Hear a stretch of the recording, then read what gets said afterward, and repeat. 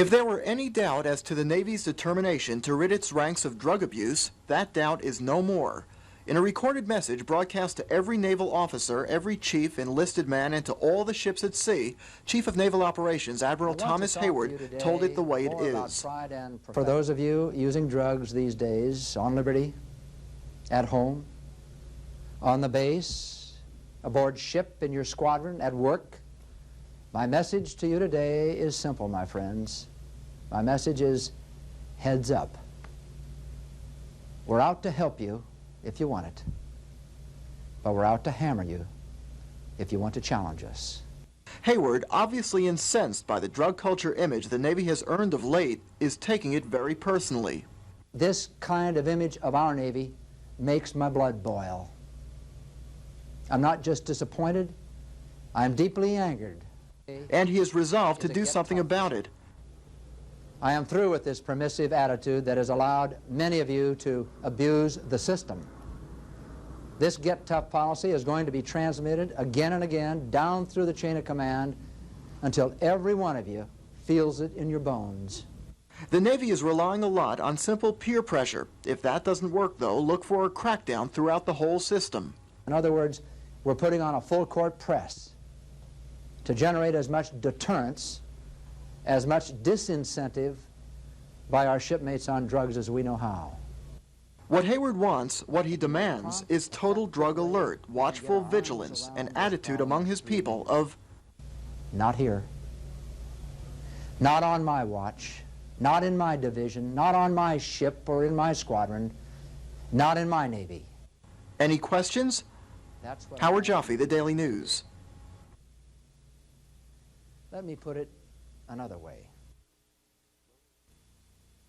Looking at me right now on this screen are many young men and women wearing the uniform of the United States Navy who are recklessly and carelessly using drugs for one reason or another. This is part of a videotape message the Navy's top man, Admiral Thomas Hayward, has delivered to every U.S. Navy person in the world. There's no doubt Hayward is incensed.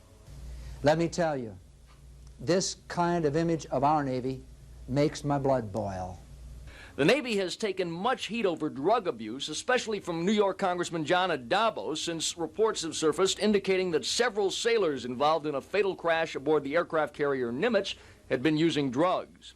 In the country's naval capital, Norfolk, sailors say the stern message from the Chief of Naval Operations is having some effect, but won't wipe out drug abuse. Well, from on shipboard it is, because you won't see them doing it on shipboard, but offboard.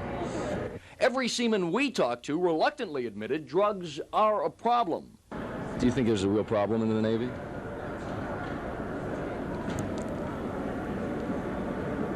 Sometimes. While some say the Navy is taking too much heat, Hayward disagrees. Navy gets a lot of blame for drug use. You know, it's not just the Navy. It isn't enough to shrug off the drug abuse argument by saying we're just a mirror image of society. We're not. We're better than that. But that is the problem. No matter how much Hayward dislikes it, the armed services always have been and always will be a reflection of our society. And unfortunately, drugs are pervasive throughout America today. And no one, not even the Chief of Naval Operations, can make them go away just by ordering them to disappear. In Norfolk, Mike Deason, The Daily News.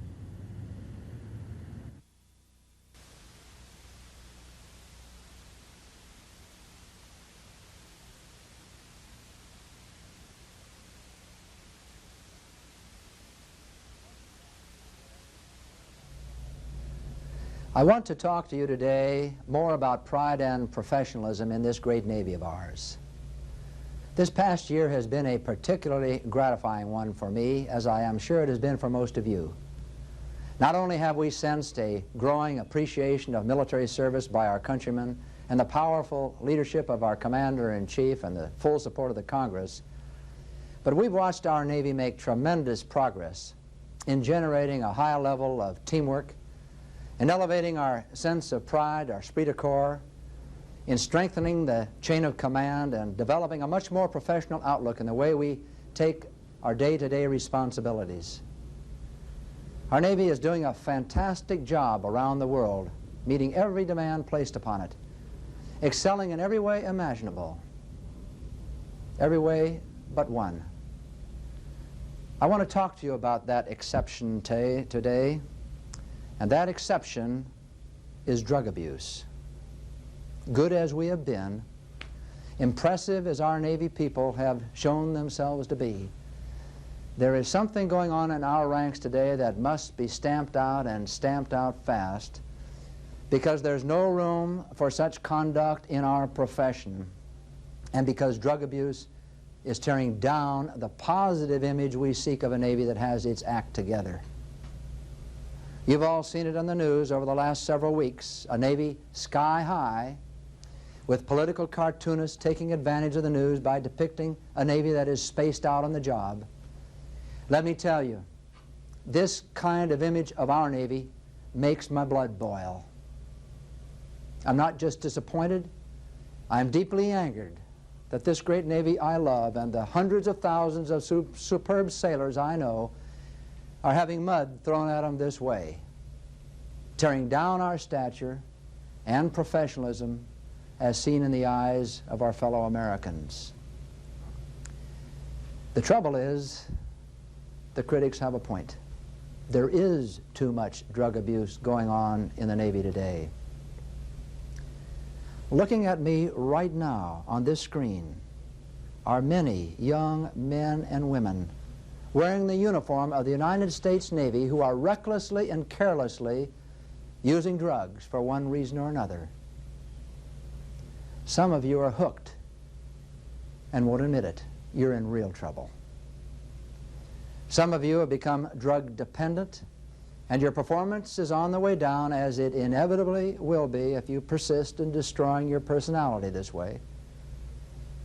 And some of you are doing it just for kicks, just to get away with something, to be part of a different generation. Well, today I have two messages I wish to get across. One for those of you using drugs, and another for those of you not on drugs. The first thing all of us must remember is that being in the Navy isn't just another job. It isn't enough to shrug off the drug abuse argument by saying we're just a mirror image of society. We're not. We're better than that. We're different. And we take pride in our difference. Our countrymen expect more of us day in and day out, and we accept that obligation. The underlying strength behind our whole pride and professionalism approach resides in our awareness that being in the Navy requires us to set standards that are higher than society at large. We demand more of ourselves, and we're proud to do so. So, for those of you using drugs these days, on liberty, at home, on the base, aboard ship, in your squadron, at work, my message to you today is simple, my friends. My message is heads up. We're out to help you if you want it, but we're out to hammer you if you want to challenge us. The choice is yours.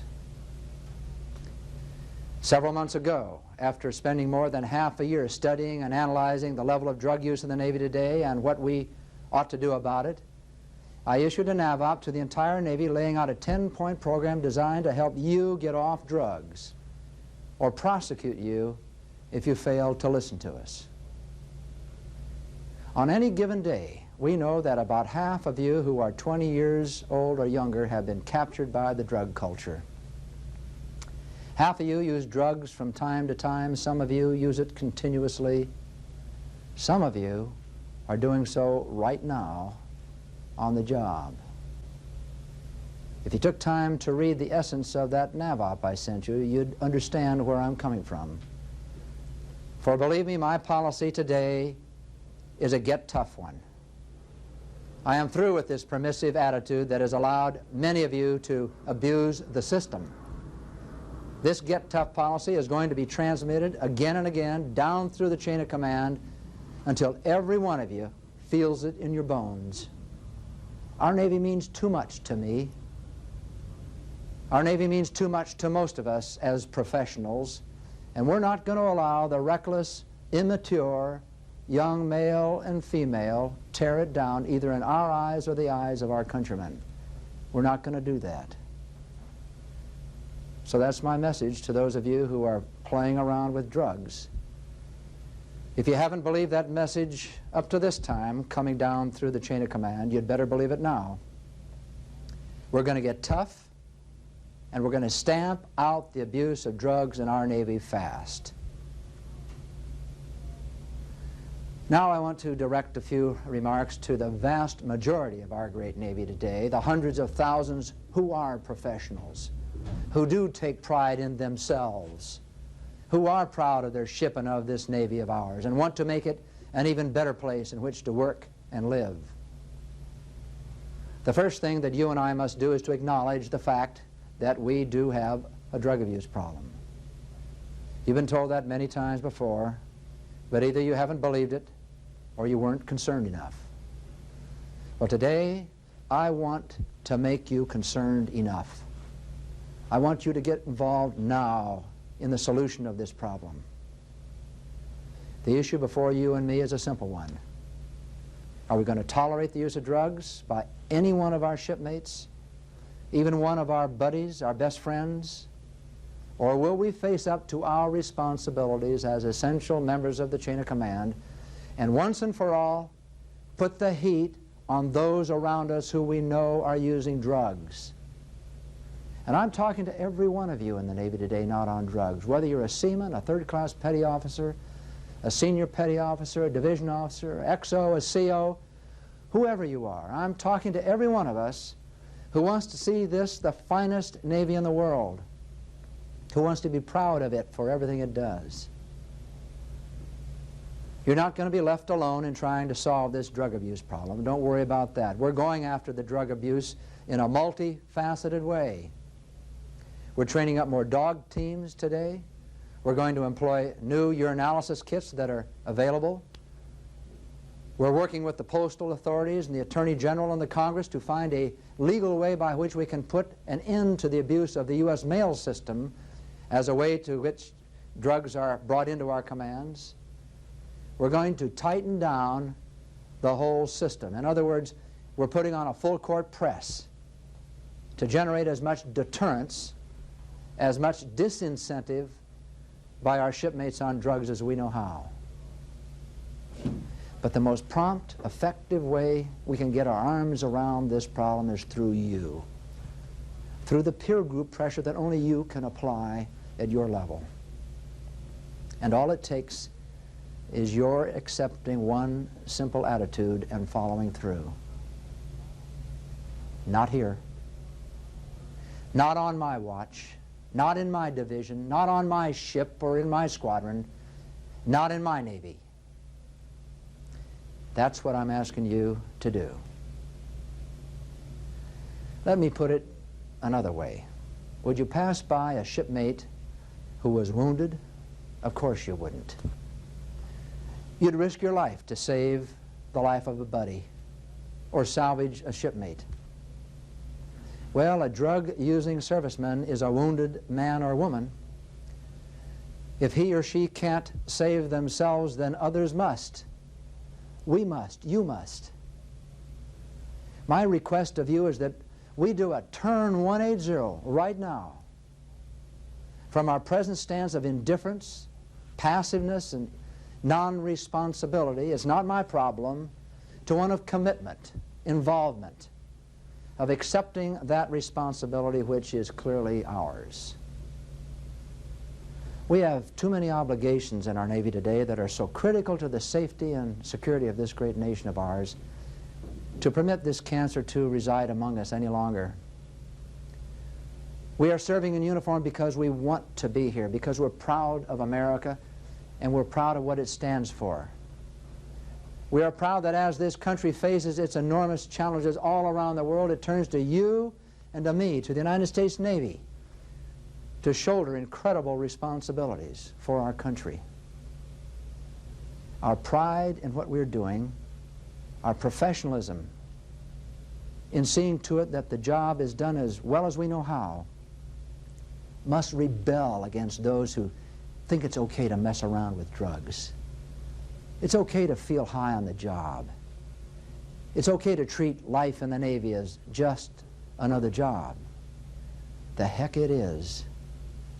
Not in our Navy. Not today, not tomorrow. So let's turn to and straighten this thing out now, because we know it's the right thing to do.